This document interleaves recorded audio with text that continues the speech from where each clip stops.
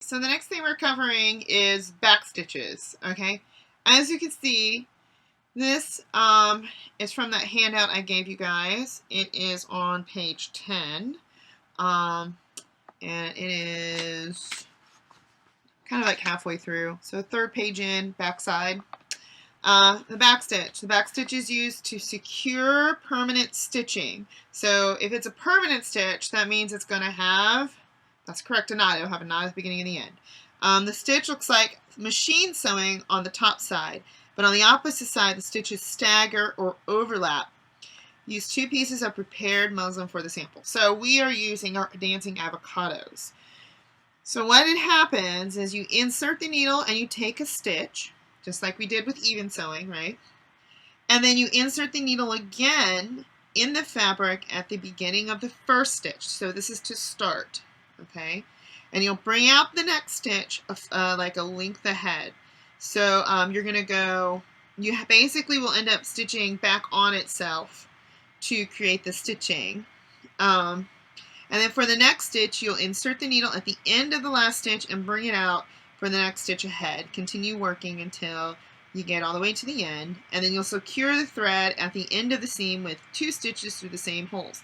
We are going to tie real knots for this because I think this is a good way for you to practice tying your knots before you're doing all of the sewing for your machine. So this is what it'll look like on the front, the side that you're looking at, and that's what it'll kind of look like on the back. Okay, so we are going to start with our back stitch. Okay, put your back down on the table. All right, so the one that you're going to use is our dancing avocados that we labeled as back stitch plain seam. Okay, yay! All right, so because my seam is over here, I'm going to turn this around. I have it pinned perpendicular. All right. Have it pinned perpendicular so that you can see it. Okay, I am starting, because I am a righty, I will be starting on the right. If you're lefty, you can start on the left, so you have your dominant hand to control. It may not matter for you, and that's okay. Make sure you have threaded your needle. Make sure that you have 1 Barbie doll length. You should not need more than that. And then, I'm having some troubles. My thread's catching on things. All right, and then, hold on a minute. I'm getting caught up. So I am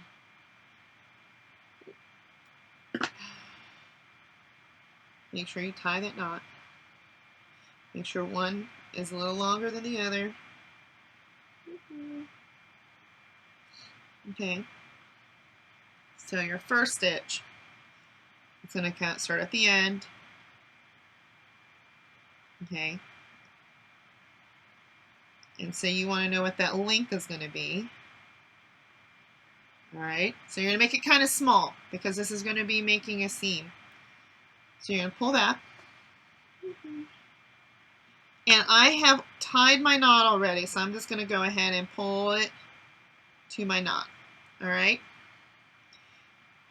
I am actually going to do something.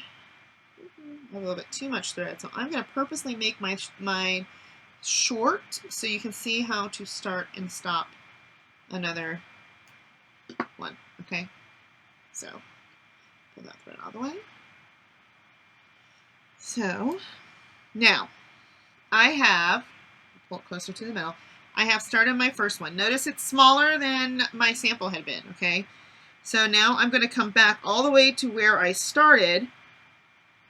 I'm going to put my needle in there, and I'm going to go this one plus another one of that one.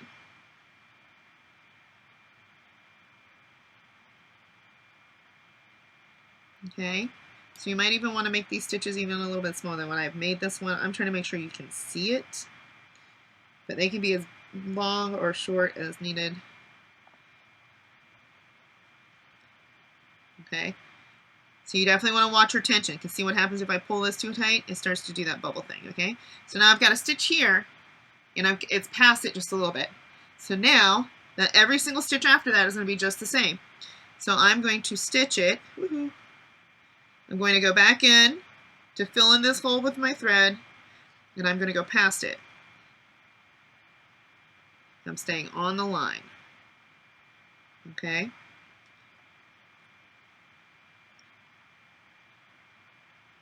See? There we go. See? Looks like a stitch. Okay. So now I've got another hole. And I'm going to go stitch it there. Run it.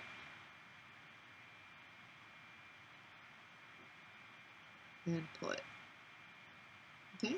So we're going to keep going, okay?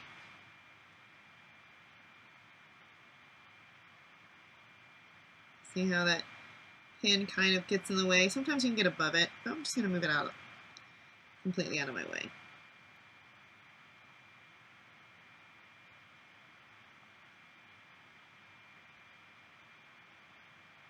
Okay, see? I'm making those a little long, so I'm going to adjust it. This is where I'm kind of learning it. Right? And see how that creates a line of stitching? And then on the other side, it looks like that. See how they're kind of staggered? All right? So the ones underneath are going to be longer than the ones on top. So like I said, I'm making these stitches a little bit longer because I want to make sure you can see them. These would I would actually be making these a little bit smaller. But the really cool thing is that when you open this up, it is a seam. But you see what I mean? Like it's a little big. So I'm going to finish off this small little bit I have, and then I will actually sew it to the size that I actually would be using it for. Or I'll just go ahead and adjust it. Oops, see, I kind of missed that one. So, oops, I made it oops. I'll unthread my needle, so my needle's unthreaded, and I will just pull that out. Okay, so if you have a mess up, it's okay. You just pull that out however far you need to, so you don't have to redo the whole thing.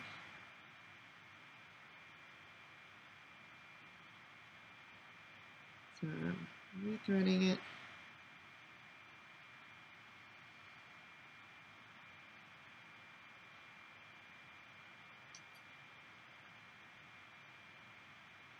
Back.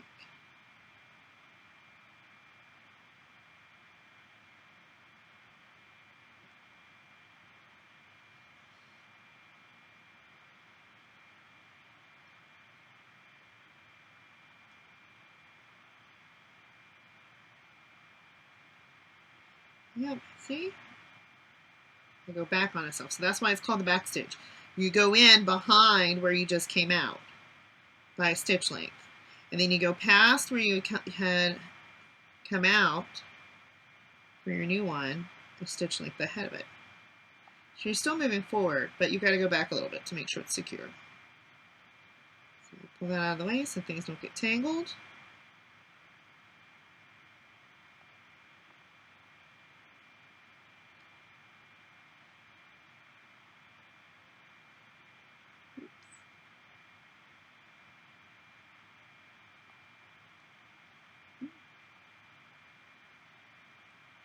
Isn't that kind of cool? Doesn't that look kind of neat? Let's see. See? Stitch.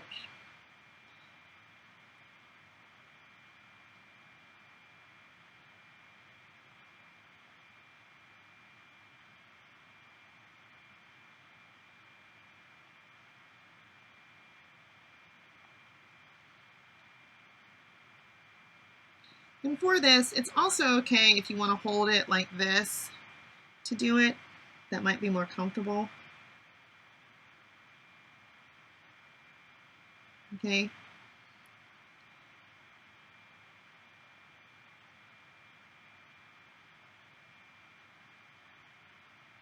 Not to accidentally pull undone. So this is one that I definitely would hold in my hand. I like it on the table because then I know my stitches are all perfect and even.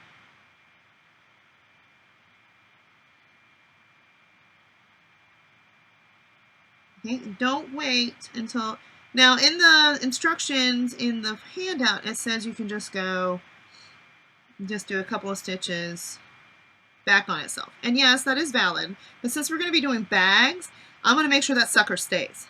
Okay, so I'm going to do a little prick stitch like this. Boop. Okay, I have a little prick stitch. See, tiny little stitch. Oh, let me take that pin out. Tiny little prick stitch. Okay, and then I'm going to push it, and let me remind, the prick stitch is going to happen right where my thread came out, where my end point was. So prick stitch there. So the end is kind of close to my needle point. So I'm going to wrap that 3 times. 1, 2, 3. Make sure that's fine. And then kind of hold that down, and you're going to grab the thread, pull it through, and kind of push that knot down. Okay? And then after you've pushed that knot down, you're going to stitch under it twice. First time to make it stop because it's twisted around the needle. Second time to make it not. Alright? And then you're going to trim this. Okay. So then I've got that first line is all done. Kind of cool, eh? So it ends up looking like that on the front. Like I said, I made these long so to make sure you can see them. And then the back looks like that. Okay? So you can see how it's a little longer on the back side. Right, so we're going to keep going. I'm going to make my stitches a little smaller so they're truer to the size that I want them. I've already cut this thread, so I'm just going to keep using it. And then I'll show you the other way that you can knot, because that's one. The 3 times around the needle with the 2 underneath. That's my favorite way to do it, but sometimes it's a little bulky, especially when it comes to the closures. So there's another way to knot it that is not quite so bulky, and I know some of my peers prefer that way. But just a reminder, there are a lot of different ways to do this. You may have learned one from your mom or sibling or something, or grandmother that you prefer. All right, so on this one, I am going to go in on, I'm going back 1/2 one so it keeps it looking uniform on the other side. But because I want to make my stitches closer to what I would actually do, I'm making it smaller. See how tiny that is? How small that is? That is maybe 1/4 of an inch, maybe 1/8 of an inch. Yeah, okay? So kind of small. Pull it through. Got my knot right there, right? There's my knot. It's hard to see, it's black. There's my knot, okay? So now I'm just going to keep going.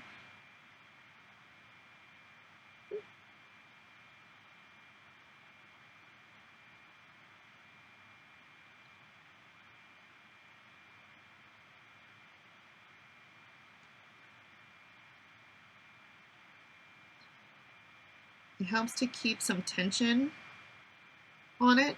So my favorite way is to hold it something like this, where I have it, my thumb and my middle finger kind of pushing together right where the needle is doing the work, and then I'll use my pointer finger, my ring finger and my thumb are kind of holding over here, and my other 2 fingers, my pointer and my middle finger, are kind of holding it between those 2 and pulling a little bit of tension. Kind of just keeps you from pulling it too tight.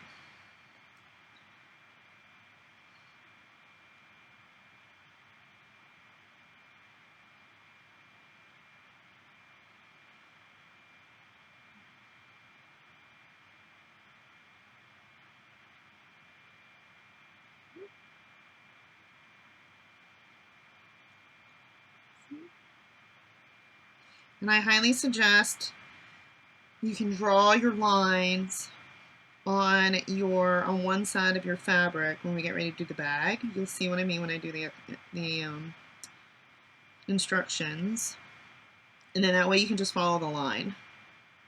Because you want to make sure, because you're making 2 sides of it, that you're doing the exact same size of a bag on both sides, because otherwise you'll have one that's a little bit too big. It'll be a little weird. You don't want that.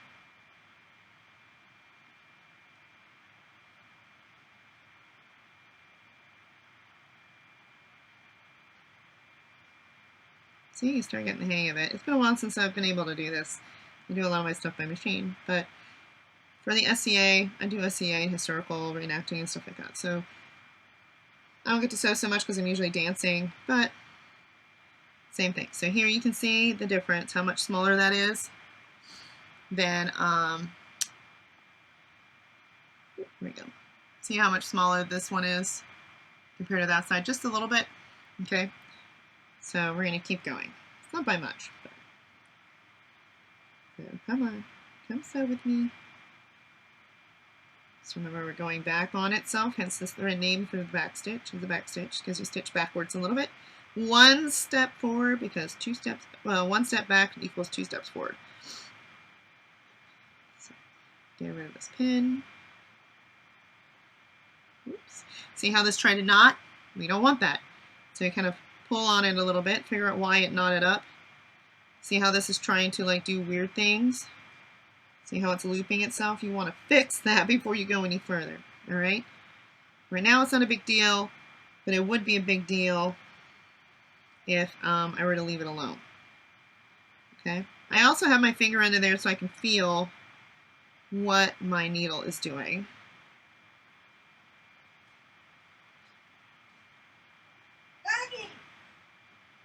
So,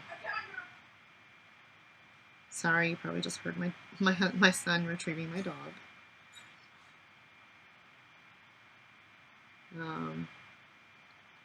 Oops.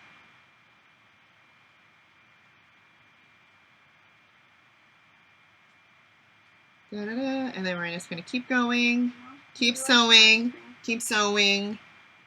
Okay.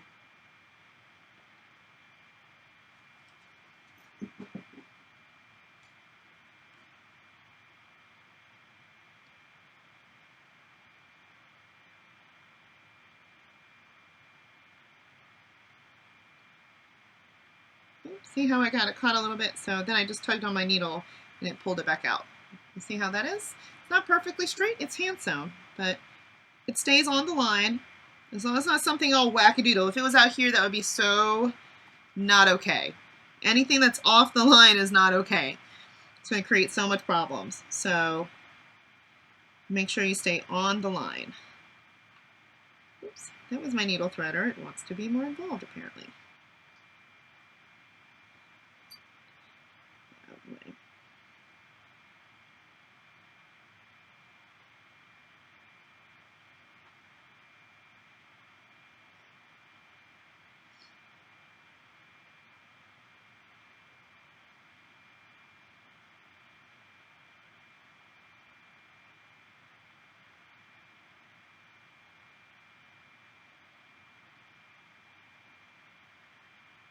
But this is a very secure stitch.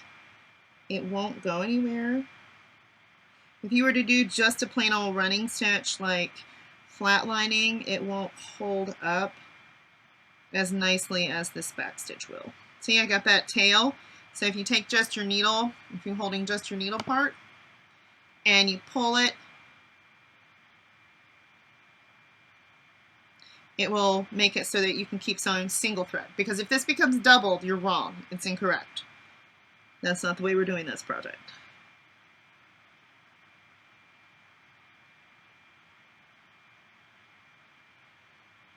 Get rid of my pen. Continue sewing. See how I'm starting to get faster? It's been a while, but old hands remember.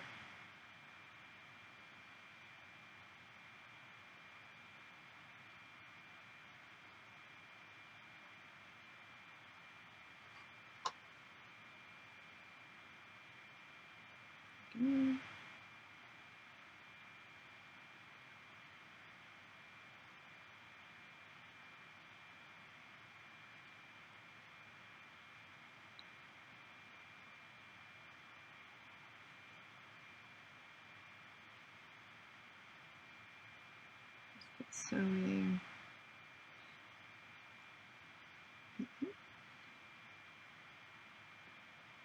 This one is a nice long piece, so you may not have to do it 3 times. Lord knows you're going to get lots of practice with it. Ta-da! Yay!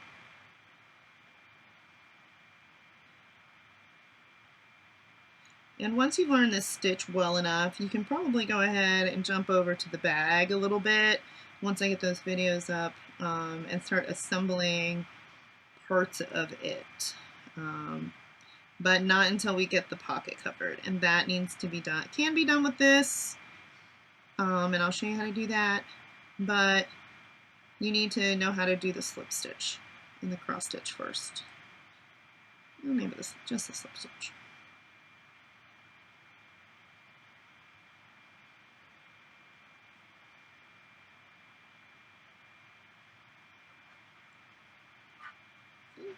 I got to go over my tomato. Okay. Oops. There we go.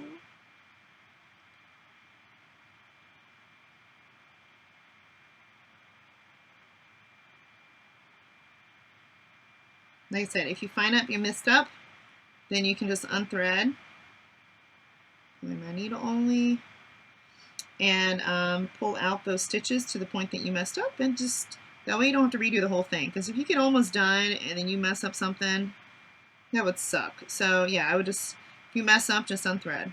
Okay, so I'm at the end, sewing my last stitch so that I end up back at the needle.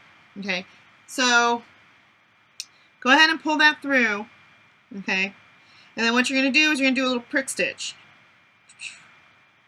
A little prick stitch right where that knot needle is ending, right? So it's right there. Okay, right there. And then you're going to take this and do it twice. Once, twice. And pull it. Okay, see how much smaller that knot is? And then you're going to go back in the same spot again and repeat that. So, once, twice, and you're going to pull that, pushing the thread all the way down. And then all you need to do is go under that spot one more time, but only once, and it will stay. And it's a little bit smaller than the first knot. You could even go under it twice if you so wanted, but as you can see, that knot is pretty darn small. Okay, pretty small. So, okay, so now what you'll end up doing is we'll take this to the iron and we're going to open this up. Let's see if we open this up. Look, it's a seam that we did by hand. Okay, I'll open it. I would open it this way and finger press it. Okay, so I would open this way and I would finger press the seam. This is called what we call pressing the seam open. And if this was a plain seam on sewing machine, I would have you doing that. Doing this as well. Cotton, well, your fingers are nice and warm and will actually finger press it nicely, so you don't have to fight it so much. And then I take it to the iron and I'm going to press this so it's nice and neat. All right, and that will be the back stitch. So let's go to the iron. So now what we are going to do is press our lovely pieces. So this is from where we did our back stitch. Okay, this is where we did our back stitch. So we're going to open this up. Okay, wider parts on the table, and we're going to finger press that first. Okay, that's important.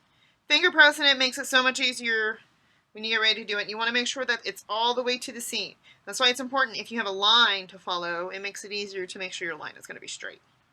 Let me see. Yeah. So then, just run your iron over it.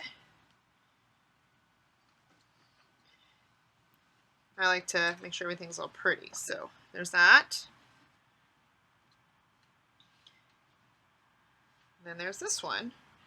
Now, once you have finished your stitches, all right, you could even do this before you press this. I want a picture of your front and the back, this side and this side of your back stitch. And then I want a picture of the back side where I can see that you have pressed this seam open properly. Okay, and a picture of this side showing that you don't have any funny pleats, that it's all the way to the seam. Okay, so you're going to submit 4 pictures for your back stitch. Okay, that's all for that one. Off to the next sample.